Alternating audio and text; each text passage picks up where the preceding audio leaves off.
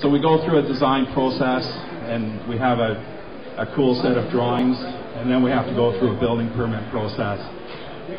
So permits are required for typically for renovations, additions, new homes, of course.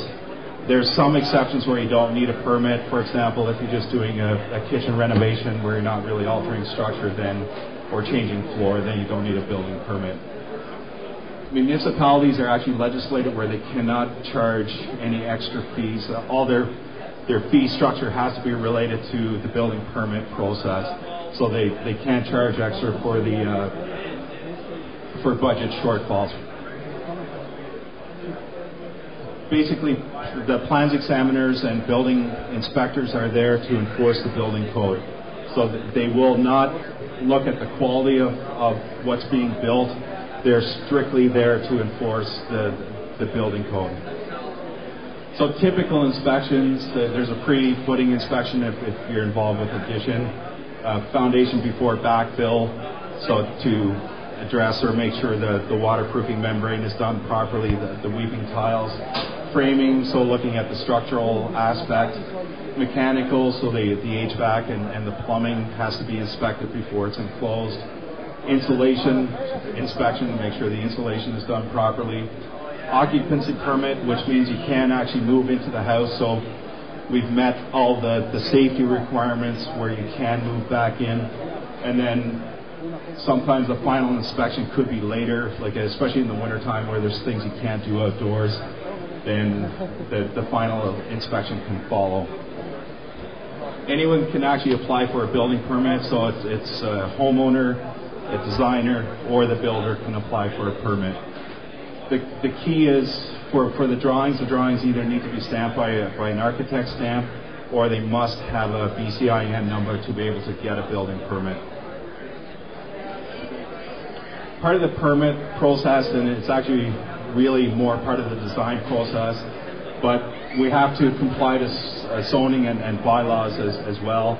So if the zoning is commercial or residential, if you're trying to add a commercial office to a residential dwelling, then you may not be allowed to do that. We have things like front yard, rear yard, side yard setbacks. There's things like lot coverage, building height. For subdivisions or new subdivisions, there's covenants that have to be adhered to. Even the building code has certain restrictions, so the closer you get to a side yard, at 3'11", you're not allowed to have any glass whatsoever, and then it kind of goes up by percentage. And even there's fire code issues, or we need certain fire ratings the closer a wall gets to a side yard. So at the end of the day, does the designer have experience with that? What you don't want to do is find out these things when you apply for a building permit, or worse yet, if it's missed during the plans examination and it's caught during construction, then what do you do? There is a process called a minor variance, so if we can't meet the setbacks or height restrictions, we can ask to encroach into the setbacks. To us, from a design perspective, the variance should be used as a last resort. It basically is presented before a committee. Your neighbors will be informed in a certain radius so they can have some input into the minor variance. The committee will not necessarily base decisions on neighbors, but neighbors will influence decisions. So again, there is a process available. It is a non-refundable process as well, so if you're denied the minor variance, then you still have to pay for the fees. Applicable laws, so there's things like septic, floodplain, or waterfront issues, heritage, homes all have requirements. For septics, for example, we're allowed to add 50% of gross floor area without septic approval, provided you're not adding a bathroom or bedrooms. Septics have minimum clearances, so I believe it's about 16 feet from a septic bed and 5 feet from a septic tank. So if you're adding addition onto a backyard where there's septic, the septic may restrict the addition and or you may have to move the septic system. Conservation authorities also have their specific restrictions. depending on whether or not you're in the floodplain or simply waterfront. Typically now it's about 100 feet back from waterfront property. Or if you're building in a floodplain, there's a lot of restrictions there. There's restrictions such as basement heights.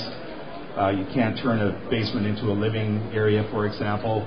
So those are all things that need to be known. And the catch with that is if we don't have applicable laws addressed, you will not be able to get a building permit until such time that they are addressed.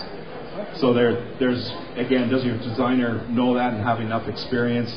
And again, if you go through the entire design and drawing process and then realize, we have to move the septic, or septic has a $20,000, $30,000 implication, that may affect your overall building budget.